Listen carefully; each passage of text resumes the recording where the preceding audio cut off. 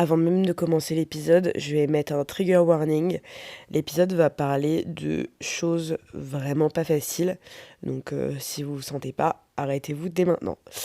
C'est parti. Donc, j'ai été violée il y a 4 ans. Et je savais qu'à un moment ou à un autre, j'en parlerais dans le podcast. Parce que c'est tout mon processus aussi pour survivre et surmonter ce traumatisme qui m'a menée à être de plus en plus militante, de plus en plus engagée, de plus en plus en colère en fait, plus à l'écoute de mes émotions. Et c'est vraiment ça qui m'a menée aussi à vouloir faire ce podcast parce que ça nourrit vraiment ma colère envers les hommes, quoi. Cet événement-là. Il y a plein de choses qui m'énervent chez les hommes, hein, mais ou sur la société, sur le patriarcat, enfin bref.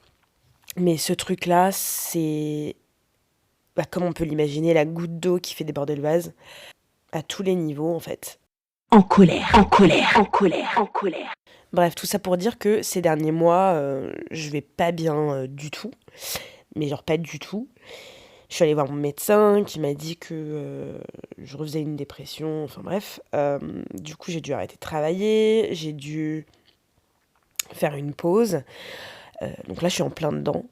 Et je me suis dit, ok, je vais aller me reconnecter à moi-même, à mes émotions, dans la nature. Et lui, mon médecin m'a dit, en gros, que j'avais un stress post-traumatique dû à mon viol. Et moi, j'étais en mode, mais du coup, tu me parles. Ça fait 4 ans. Au bout d'un moment, il s'agirait de tourner la page. Pas du tout. Genre, franchement, quand j'ai vécu cette expérience-là, ensuite j'ai eu un an à peu près de déni, où j'y ai pas pensé. Euh, Ensuite, je me suis fait agresser dans le métro un jour et tout m'est revenu en tête. En bref, j'ai fait tout un travail avec mon psychiatre et je me suis dit, bah voilà, j'ai fait le tour, quoi. J'ai eu une dépression, j'ai pris des antidépresseurs, j'ai continué à en parler, j'ai écrit, je me suis engagée, je suis devenue hyper militante. Et, et là, mon médecin qui me dit, non, non, non, je pense que c'est ça, je pense qu'il y a des choses que vous n'avez pas réglées. Donc moi je tombe des nues parce que je suis en mode ça m'emmerde en fait, ça me fait chier. Ça me fait chier, je suis hyper en colère parce que je me dis j'ai tout fait en fait, j'ai fait tout ce que je pouvais, j'en ai parlé autour de moi, j'en ai parlé à ma famille, j'en ai parlé à mon psy, j'en ai parlé à mes amis. Euh, j'ai essayé de m'engager, j'ai essayé de d'appeler des collectifs féministes. Je j'ai fait tout ce que je sentais nécessaire et je me dis qu'est-ce qu'il faut que je fasse de plus en fait? Qu'est-ce que j'ai pas réglé? Pourquoi, visiblement, ça reste là? Pourquoi mon inconscient, en fait, n'a pas du tout traité l'information? Ça fait 4 ans. Combien de temps, en fait, on peut vivre avec cette sorte d'épée Damoclès au-dessus de nous? Euh, En fait, c'est insupportable, quoi. Donc je me suis dit, ok, il faut vraiment que tu trouves des réponses à tes questions. Donc il faut que tu te ressources. Donc là, je suis partie une semaine près de la mer, parce qu'on a une maison de famille là. Donc là, j'y suis actuellement. Et il y a plein de choses qui me reviennent à la gueule. Et je me rends compte qu'en fait, je ne me suis jamais complètement pardonnée. En fait, je me suis faite globalement agresser un été. J'étais en Croatie, c'était sur la plage, c'était un mec que je venais de rencontrer le soir même. J'étais avec une copine en plus à ce moment-là. Euh, et je me suis jamais pardonnée parce que je n'ai pas dit non à ce mec. Parce que même à un moment, il m'a posé la question, est-ce que je peux faire ci, est-ce que je peux faire ça? Et j'ai dit, ok. Et je me suis dit, j'ai pas protégé ma pote. Rien que là, j'ai hyper honte en disant ça, parce que je me dis, bah attends, si on écoute les faits, si tu dis oui à quelque chose, c'est que bah, t'as donné ton consentement, en fait. Et c'est ça qui est hyper difficile, parce que ce soir-là, je me souviens avoir été tétanisée, je me souviens m'être dit que ce type pouvait me tuer, je me souviens m'être dit que si je faisais pas ce qu'il voulait, même s'il avait l'air gentil ou quoi que ce soit, hein, si je faisais pas ce qu'il voulait, mon corps m'a littéralement dit, il va prendre une pierre là sur la plage, il va t'éclater le crâne avec cette pierre, il va t'étrangler, il va te noyer, te jeter à l'eau, ton corps va partir à la dérive et tes parents ne vont jamais retrouver ton corps et tu vas mourir. Il y a un oiseau juste, juste à côté de ma fenêtre qui fait du bruit. Je suis désolée, ça me perturbe. Donc je me suis dit, je vais crever. Et je me souviens eu avoir pendant une fraction de seconde cette pensée-là de je vais crever. Or, c'est absolument hors de question que je meure ce soir. Donc je vais faire exactement ce que le mec veut que je fasse. Ou ce que j'ai l'impression qu'il veut que je fasse. Le mec il avait pas de flingue, il m'a pas menacé avec un couteau, ni rien. Mais c'est comme si mon corps savait, ou mon corps croyait, ou en tout cas mon corps m'a dit, tu vas mourir. Euh, donc tu vas obéir. Et du coup, ce soir-là, j'ai obéi. De toutes les manières qu'on puisse imaginer. Quand il m'a posé des questions, j'ai accepté. Quand il m'a demandé de faire ci, j'ai fait. Quand il m'a demandé si je voulais ça, j'ai dit ok. Je me suis totalement laissé faire. Et, euh, et je m'en veux en fait. Je m'en veux, je m'en veux, je m'en veux, je m'en veux. Et le pire, c'est que j'imagine que si moi, demain, j'avais une copine qui venait me voir en me disant tiens, il m'est arrivé ça, et qui m'expliquait exactement ma situation, je lui dirais mais attends, on s'arrête tout de suite, c'est pas de ta faute en fait. Ce n'est pas de ta faute, t'avais peur. Tu peux pas savoir comment tu vas réagir dans ce genre de moment-là quand t'es terrifié. Et puis, en fait, c'est comme s'il y avait quelque chose d'animal, en fait, d'instinctif, de... J'ai plus la capacité de penser de manière rationnelle. Je vais être en pilote automatique. Ça m'a même pas traversé l'esprit de lui dire non, en fait. Ça m'a même pas effleuré l'esprit. Parce que pour moi, dire non, c'était mourir. Dire non, c'était me mettre encore plus en danger. Et potentiellement l'énerver. Si je l'énerve, je sais pas comment ce mec-là peut réagir parce que je le connais pas. Et j'ai tellement peur de l'inconnu, tellement peur de justement ne pas savoir comment ce mec-là peut réagir que je vais faire ce qui marche à tous les coups, c'est être gentil avec le mec parce que qu'est-ce que j'en sais moi. Et c'est la même chose maintenant. Euh, Ça m'est déjà arrivé, je sors dans la rue, un mec bizarre m'approche et tout. Je suis hyper cool. Je vais absolument pas m'énerver. Si je suis toute seule en tout cas. Parce que, qu'est-ce que j'en sais moi? Comment je sais de quoi il est capable? Il y a tellement d'histoires. Je me souviens avoir... Mais vraiment, en une fraction de seconde, c'est marrant ce qui se passe dans l'esprit de quelqu'un qui est tétanisé comme ça. Bon, une fraction de seconde, j'avais pensé à cette affaire que j'avais vue, je sais pas quand, d'une fille dans le train ou dans le métro, enfin RER, tout ça, je sais plus, qui un soir avait été du coup abordée par des mecs qui voulaient l'agresser et elle s'était débattue, elle avait dit non, machin, et ces mecs-là l'avaient tuée. Et ce souvenir-là m'a traversé l'esprit. Et je me suis dit, bah, si je suis censée me faire agresser, je me ferai agresser, let's go. Let's go, je vais me laisser faire. Parce qu'il est hors de question que ce soit la fin de ma vie, quoi. Alors que ça se trouve, si j'avais dit non, le mec aurait eu une réaction normale, mais en fait, on a tellement peur de la réaction du mec. On a tellement peur de vous, les mecs, euh, que on va même pas tenter notre chance de dire non. Ou en tout cas, je pense qu'il faut une force vraiment de dingue pour réussir à dire non.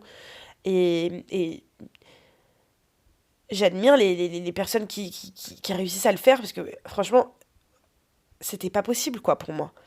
Mais le fait est que là tout de suite, j'y pense et je m'en veux. Je me rends compte que je me suis pas pardonnée parce que je considère que je me suis pas sauvée, que j'ai même pas essayé de me sauver. Et à la fois, parce que je suis hyper ambivalente, à la fois je pense ça et à la fois je me dis, dans ma tête, la seule manière de me sauver, c'était d'accepter. Donc dans ma tête, j'ai essayé de me sauver. Juste pas de la manière que je voulais. Et surtout, j'ai agi avec le peu d'informations que j'avais. Maintenant 4 ans après, je sais que le mec m'a pas tué, mais à ce moment-là, je pouvais pas savoir si oui ou non il allait me buter, me foutre à l'eau et tout ça. Donc, enfin bref, c'est hyper compliqué. Là, je suis dans mon lit. Hier, j'ai pleuré toute la journée. J'ai hurlé. Je me suis allongée sur mon carrelage. Là, j'arrive pas à sortir de mon lit. Et j'ai l'impression d'être une merde. Et j'ai peur que je ne m'en sorte jamais. J'ai peur de ne jamais m'en sortir. J'ai peur de jamais sortir de mon putain de lit. Je me sens comme une merde parce qu'en plus dehors il fait beau. Que je pourrais aller à la plage. Que je pourrais. Et en même temps, du coup, je me suis fait violer sur une plage, donc là, j'ai pas trop envie d'y aller, mais en même temps, je me dis, mais si, c'est bon. En fait, j'ai l'impression de faire un pas en avant, 10 pas en arrière, parce que pour moi, j'ai travaillé ce qu'il fallait travailler. J'ai eu un gros blocage pendant longtemps, j'arrivais plus à aller à la plage, et là, je me dis, maintenant, tu y arrives, et là, tu rebloques, quoi. Et ça m'énerve, ça me frustre, je me sens incapable, je me sens nulle, et je me rends compte aussi que ces dernières années, j'ai développé des grosses angoisses. Mais c'est que maintenant que je me rends compte que ça a commencé à partir du moment où je me suis fait violer. Genre là, j'étais sur mon téléphone hier et j'ai vu des photos de moi il y a 5 ans, tout ça. Et je me dis, putain, c'est marrant. Enfin, il y a 5 ans, euh, j'ai toujours été quelqu'un de stressé, mais j'étais pas autant angoissée. C'est-à-dire que moi, actuellement, il va se passer un truc simple dans ma vie. Genre, un truc complètement con. Par exemple, je trouve pas mes clés. Et moi, mon corps va m'envoyer une information qui est: tu vas mourir si tu ne trouves pas tes clés. Genre, mais littéralement. C'est littéralement, j'ai l'impression que je meurs. Euh, donc, mon angoisse prend des proportions, mais infernales. Et je me suis rendu compte hier, putain, mais en fait, ça n'a pas toujours été comme ça. Et je me suis dit, depuis quand est-ce que t'es comme ça? Et je me dis, bah, pour moi, ça remonte en fait à partir du moment où j'ai conscientisé que je m'étais fait violer. Euh, et putain, l'oiseau me dérange, il arrête pas de faire. C'est infernal, bref. Genre, il ronronne, je sais pas ce que c'est le bruit d'un oiseau, tu sais, qui. Enfin bref, une sorte de gros pigeon. Bref, qu'est-ce que je disais? Je disais. Oui, donc bref, je me dis, bah tiens, ça remonte à partir de ce moment-là où j'ai été agressée.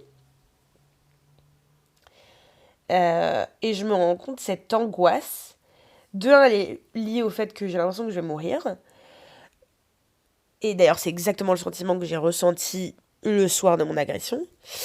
Et de deux, cette angoisse, elle vient aussi du fait que je me sens en insécurité parce que j'ai l'impression que moi-même, je ne me sécurise pas, littéralement. C'est à la fois l'environnement extérieur est insécurisant, je sais pas si ça se dit, mais et en même temps, moi-même aussi, j'ai l'impression de ne pas être en sécurité avec moi-même. Pourquoi? Eh bien parce que depuis ce soir-là, c'est comme si je m'étais prouvé que je ne pouvais pas me faire confiance. Parce que je ne me suis pas protégée. Parce que je ne m'en suis pas sortie indemne. Parce que je m'étais toujours dit, comme si je pouvais le décider, que euh, moi je dirais non si jamais on m'agressait. Que moi je me battrais. Et ce soir-là, je me suis pas battue du tout. Ce soir-là, c'est comme si j'avais accepté le destin bras ouverts, comme une sorte de fatalité. Et je me suis pas battue. Je me suis dit, c'est ça qui va se passer. Et il y avait une sorte de calme, je sais pas si c'est de la sérénité, mais d'acceptation de c'est ça qui va se passer. Et voilà ce que tu vas faire. C'était une sorte de schéma. Tu vas suivre ces étapes-là très précisément. Voilà ce qui va se passer. Et c'est tout. Je me suis dit, tu peux choisir en fait. Soit ça va être violent, soit ça va être doux. Euh, et c'est la même phrase qui est répétée parfois dans les films. Et je me suis dit, je choisis la manière douce. Je choisis que ça se passe de manière à peu près douce. Je choisis que j'ai pas envie que le mec me tienne les mains, me frappe, me bloque le corps, me fasse mal. Donc ouais, j'avais tellement pas envie que ça se passe comme ça que je me suis dit, bah ok, oulala, là, je fais rien, je fais rien.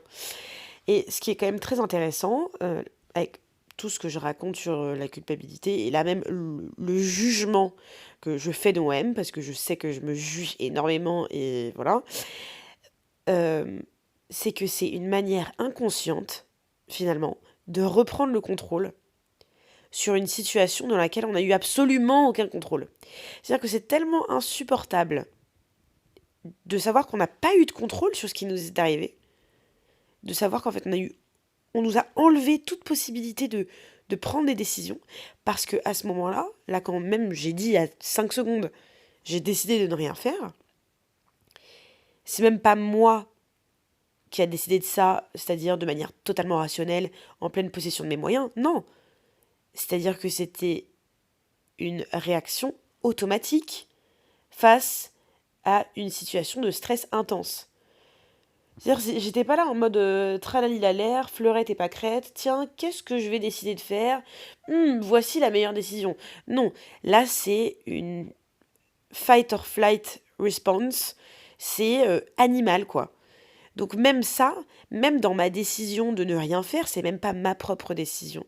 C'est une décision qui est guidée par la personne qui est devant moi et par la peur qu'elle m'inflige en fait, l'angoisse, le sentiment de je vais mourir. C'est même pas rationnel. Et je me suis perdue dans ce que je voulais dire, mais c'est tellement insupportable de réaliser qu'en fait, on était totalement impuissante ou impuissant, qu'on décide de se dire tiens, je vais reprendre le contrôle sur le traumatisme. Et souvent, le plus simple, comme la personne qui est coupable n'est pas en face de nous, c'est de se retourner vers la seule personne qu'on a à disposition et de s'auto-flageller et de s'envoyer de la culpabilité. Parce que nous, on est disponible pour recevoir de la violence. Et en plus de ça, c'est une manière de reprendre le contrôle, de dire c'est moi la méchante. C'est moi qui suis active de ma vie. Et je suis le pire personnage du monde, mais c'est moi qui ai décidé. C'est moi, parce que je suis une personne horrible. Mais ça donne une sorte de sensation de pouvoir. Pouvoir maléfique, certes, mais c'est une manière de reprendre le pouvoir sur un truc dans lequel on n'avait absolument aucun pouvoir. Mais alors, absolument.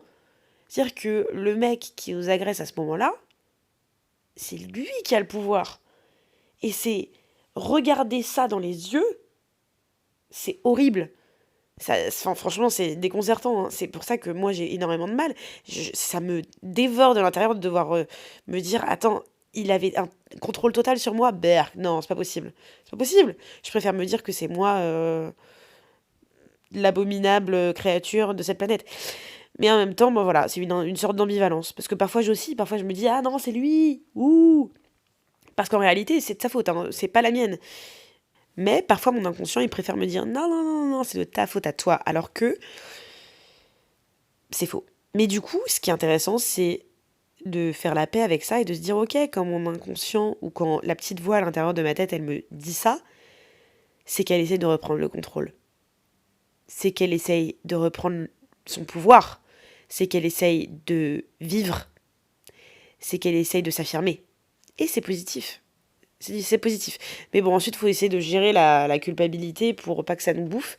J'ai aucune clé pour la gérer. Voilà, je ne sais absolument pas comment faire parce que même moi, là, je galère. Je pense que vous l'aurez compris, je ne suis absolument pas un exemple de bien-être. Vraiment, ça ne marche pas.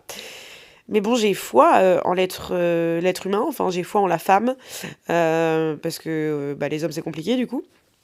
Et je pense qu'on peut s'en sortir. Vous pouvez vous en sortir. Ça fait 4 années que j'essaye, on va réussir, voilà. Je suis déçue, je suis triste.